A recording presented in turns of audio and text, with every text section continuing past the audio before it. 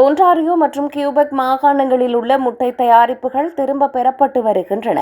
அவற்றில் ஆபத்தான salmonella bacteria இருக்கலாம் என்பதே இதற்கான காரணமாக கூறப்படுகிறது. இந்த திரும்ப பெறும் அறிவிப்பை கனேடிய உணவு ஆய்வுக் கழகம் வெளியிட்டுள்ளது. இந்த முழு முட்டைகள் மற்றும் முட்டையின் வெள்ளைக்கருக்கள் உட்பட சுப்ரீம் பிராண்டின் சில திரவ முட்டைகளை பாதிக்கிறது.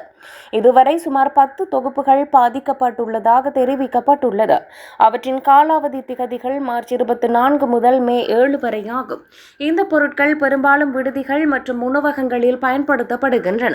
இந்த நிலையில் இந்த தயாரிப்புகளை உட்கொள்ளவோ பயன்படுத்தவோ கூடாது என மக்களுக்கு அறிவுறுத்தப்பட்டுள்ளது.